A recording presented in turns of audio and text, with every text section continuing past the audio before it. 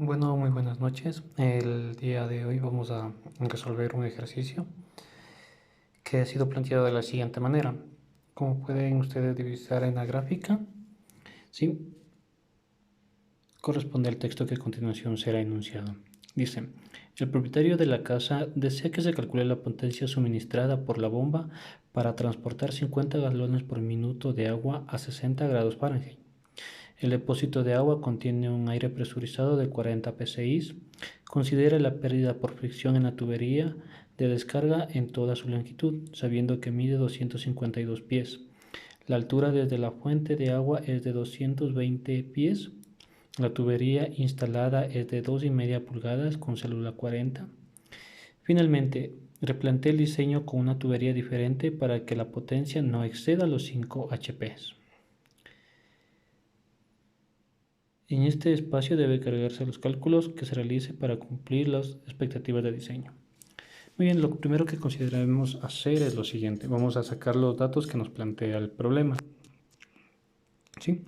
Tenemos 50 galones por minuto que correspondería a ser el caudal, una temperatura de 60 grados Fahrenheit, una presión de 40 psi y hay que considerar también, no se olviden, la fricción de la tubería en todo el largo de la longitud, con la altura que en este momento vamos a dimensionar en la gráfica, que ustedes pueden ver el propietario de esta casa, ¿sí? Lo que es la altura de 220 pies, y en este eje nosotros vamos a considerar como nuestro eje de referencia. Lo anotaremos de esta manera para considerar nuestro punto 1 y punto 2 como nuestros puntos de análisis. Adicional a esto también debemos tomar en cuenta lo siguiente. Como ustedes pueden ver aquí, esta es una tubería con una trayectoria bastante irregular. No habría ningún problema, pues en el enunciado del problema no menciona en ningún momento consideremos pérdidas por accesorios, por ejemplo, codos, bombas, que obviamente no las disponemos, o motores. Entonces, analizamos específicamente conforme los datos que nos ha planteado el problema. Muy bien, para la resolución de este problema comenzamos con lo siguiente. Al caudal nosotros lo vamos a convertir de galones, de los 50 galones por minuto a pies cúbicos sobre segundo. ¿De dónde encontramos este factor que está aquí? Esto se lo encuentra en un factor de conversión en el libro de Robert Mott, en el factores de conversión apéndice K, donde lógicamente nos indica que para transformar de galones, que ustedes pueden ubicar en esta parte de aquí, a pies sobre segundo tenemos un factor de conversión de 449, que es el que vamos a ocupar en este caso. Al realizar los cálculos matemáticos con nuestro apoyo de nuestra calculadora, ¿sí? Ustedes podrán darse cuenta que el resultado es de 0.1113 pies sobre segundo, ¿sí? Lógicamente eliminamos lo que son galones sobre minuto y la respuesta nos queda en pies sobre segundo. A continuación, lo que vamos a calcular es la velocidad. La velocidad nosotros la determinamos lógicamente del caudal que ya ha sido calculado, ¿sí? En pies sobre segundo, y del área. El área, como ustedes pudieron recordar en el enunciado, no nos presentaban este dato. Entonces nosotros lo vamos a buscar nuevamente apoyado en las tablas de Robert Mott. Esto lo encontramos en el apéndice. Permítanme un momento. En el apéndice F de tubería de acero, ¿sí? Y cómo nos apoyamos con el dato que nos indicaba que era una tubería, recuerdan ustedes, de 2,5 pulgadas, ¿sí? Y lo que vamos a encontrar es su área de flujo, que es 0.033 pies al cuadrado. Y ese es el dato que vamos a ocupar para calcular la velocidad. Es el dato que ha sido aquí. Y nuevamente realizando el ejercicio matemático, tenemos que dividir 0.13 dividido para 0.3326.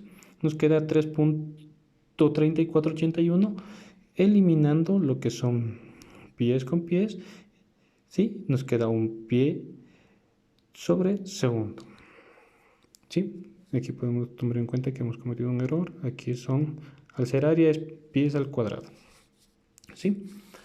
Luego de haber obtenido esto, calculamos el número de Reynolds, o utilizando la fórmula ya conocida, ¿sí? Donde la velocidad, el número de Reynolds va a ser la velocidad por el diámetro por la viscosidad cinemática, ¿sí? Entonces, como ustedes pueden también observar, hemos calculado ya la velocidad. El diámetro, nuevamente nos vamos a apoyar en las tablas que en este momento les voy a indicar, ¿sí? Y la viscosidad cinemática también nos apoyamos por tablas, ¿sí? Entonces, el diámetro nosotros lo vamos a encontrar en la tabla nuevamente de Robert Mode apéndice K, ¿sí? Donde miren, nuevamente, tabla celular 40, ¿sí? 2,5 pulgadas. Recorremos en este sentido donde nos dice diámetro. Y vamos a ocupar el diámetro de 0,2058 pies, que es lo que hemos ocupado en este momento. Ahora, viscosidad dinámica, ocupamos igual la tabla de Robert Mode, ¿sí? Y nos vamos, miren, ahí es un dato importante el que nos habían mencionado ya antes. La temperatura. La temperatura está en grados Fahrenheit, a 60 grados Fahrenheit, y buscamos lo que es viscosidad cinemática, que es lo que corresponde a la fórmula. No se olviden que está en pies sobre segundo y es como vamos a utilizarla en este momento. ¿Sí? Realizamos nuevamente, mira, la multiplicación de las unidades, ¿sí?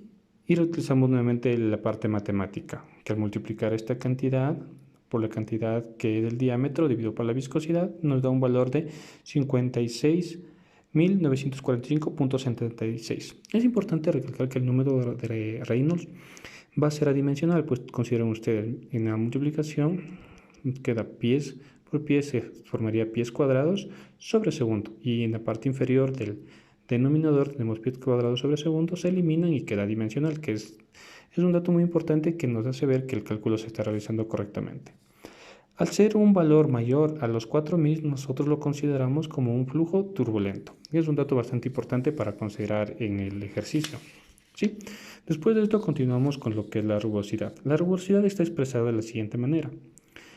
Nuevamente no se olviden la D, que es el diámetro, con la letra E, que vendría a ser, nuevamente vamos a apoyarnos en una tabla que es importante para desarrollar este cálculo,